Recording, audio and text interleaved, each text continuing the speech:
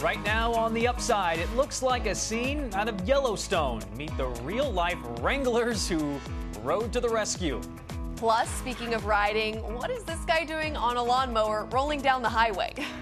The upside, pouring out the good news on this National Wine Day. Let's uncork it. It's time to look up. Let's talk about this. That's a great idea. To enjoy stories showing the brighter side of life. A catalyst for growth. Well, you don't see that every day. Showing good people doing great things. This is my purpose. Turning troubles into triumphs. What a creative solution. Everyday heroes rising up to inspire hope. Right now on the upside.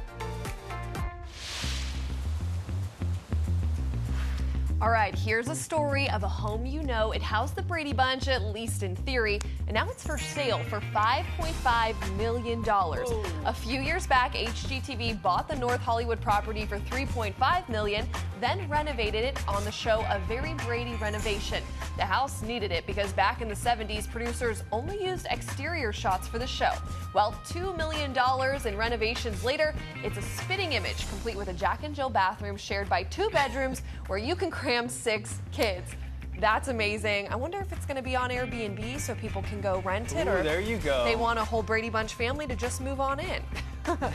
That sounds fun. I don't know about that one. Yeah, I don't know if we need 6 kids sharing one bathroom. Sounds like chaos in the making. Well, let's begin as always with stories from the top of our feed, and we start with a story that really moved us. Oh, I see what you did there. Haha, and had us getting our inner Yellowstone on. Michigan State Police got a call about a runaway cow along one of the most heavily traveled stretches of highway in the country, I-75 near Detroit. Oh my gosh. State troopers, look at that, blocked off the road, and then suddenly the cow appeared with some real-life cowboys trailing behind, as you can see, leading the cowboys on quite the adventure. As he was fighting, I put another rope on it and kind of worked as a team after that. I've never been, I've never seen anything like this happen before, and it was just really cool to be a part of. It's been crazy. My phone's been nonstop. All the Yellowstone comments and all sorts of stuff. They put music behind the video and everything, and it's been pretty entertaining. Well, thankfully, no one was hurt. That is the miracle there, and the cow was returned home. I was fascinated by this whole thing, so I had to do some extra research. The cow's name is Lester, and he was at an animal rescue sanctuary, and I guess he just was sick of being there, and he escaped and ran away, and so now he's been returned. He's back home in his rescue sanctuary where he will live out some peaceful days, but I guess he was just a little bored and wanted to go on an adventure. Imagine being in the car right behind him, too. Like, that is, He get was out fast. your smartphone, hit record, because some drama's about to happen. That was awesome. It's crazy, too, that nobody was hurt. That is wild, with all the cars going down the road. Oh, man, scary stuff.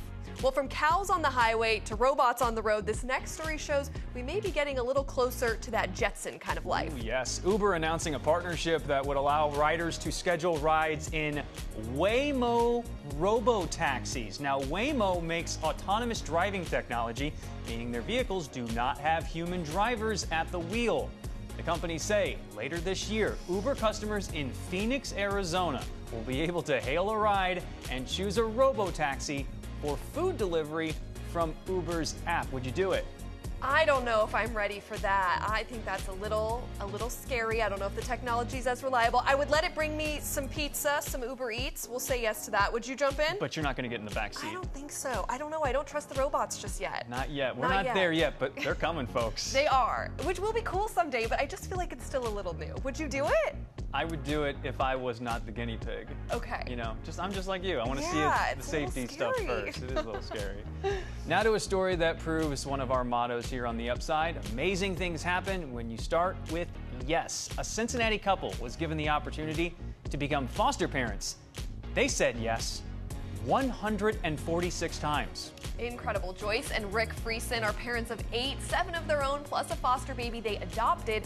And Joyce tells us the couple fostered their first baby in 1983 and placed their last in 2018. She credits her husband, who passed away recently, with having a magic way of calming fussy babies. The couple cried every time a foster baby would leave them before getting ready to welcome the next. This shows a lifetime of selfless service and a legacy of love. Selfless Justice is the key word there. Absolutely. Pure altruism. That is such a great story. May is Foster Care Awareness Month. If you're interested in helping one of the thousands of children in need of a loving place to call home for a bit, there are resources attached to this clip on our Facebook page.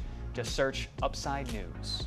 There are about 400,000 kids across the country that are in foster care every single year, so foster parents like this are so needed. It is, of course, such a big commitment, but I mean, to see the love and the happiness that comes, you know, in those pictures we just saw there, it's so pure and so sweet, and it really gives the kids a chance to have a different life than they might have ever imagined. Such a big responsibility, and it's so good to see a couple like that stepping up. Yes, oh my gosh, we need more people like that in the world, that's for sure. All right, everybody, it's that time to bring you a few quick things that are just fun to know. And today we celebrate the woman who took a talk show and built a global media presence that put her on the one name list. You know, people who don't need a last name, like Madonna, Michael, Cher, and... Oprah, Oprah, Oprah. Here we go.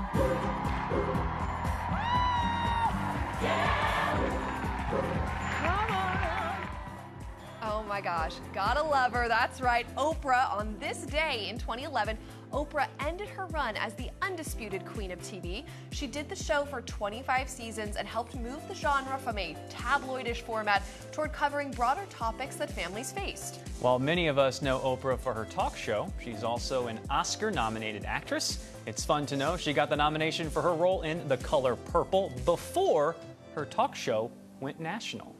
And finally, it's fun to know that she wanted her first guest on her show to be Don Johnson, who was the hottest star on the hit show Miami Vice. He declined the invite. Oprah decided to focus her show more on ordinary people than on stars. Johnson eventually came on the show in its final season. I just want his style, basically. Yes, I mean, no complaints there. We love that. And Oprah's so iconic. I remember coming home from school every day and I would watch Oprah with my mom. That was our thing. And it was always my dream to go on Oprah's Favorite Things episode. What happened? I never made it. I wanted the car and the sweaters and all the gifts. I mean, it was just so fun to see what she was giving out every year. And I still follow her on Instagram.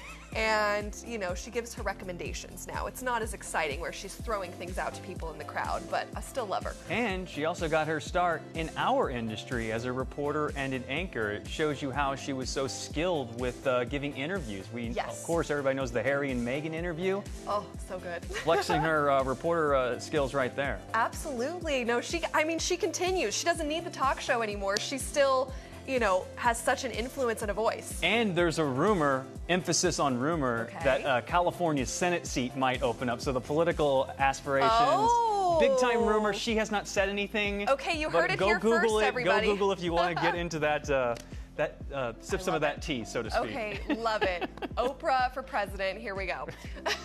Well, before we break, we want to pay tribute to a life lived in full. Tina Turner's talent made her a star, her hard work made her a legend, and her resiliency and courage made her an icon. She proved we are not defined by what others do to us, we define ourselves through our response. Such a symbol of women's empowerment, given the abuse that she went through with Ike Turner, and she was left with 36 cents in the 1970s when she decided to go separate ways, and a gas card. That's all she had on her. And the only thing that was next was global superstardom. Just an amazing story of the Queen of Rock. Oh, love her. Could talk about her all day. Remember singing all of her songs with my sister in the car. She is just a legend that will be very missed. Favorite song? GoldenEye is the sleeper track, but the best is obviously the best. How about you? Proud Mary, I've got it. Oh, okay. Yeah, that's another. It's hard to pick. Big wheel keep on turning. Oh, don't get me in the Proud mood. Mary. We'll on start burning. singing. We're going to sing our way to break. Well, we will not wallow in the mourning of the loss. Instead, we will sing out loud in celebration of a singular life. You're simply the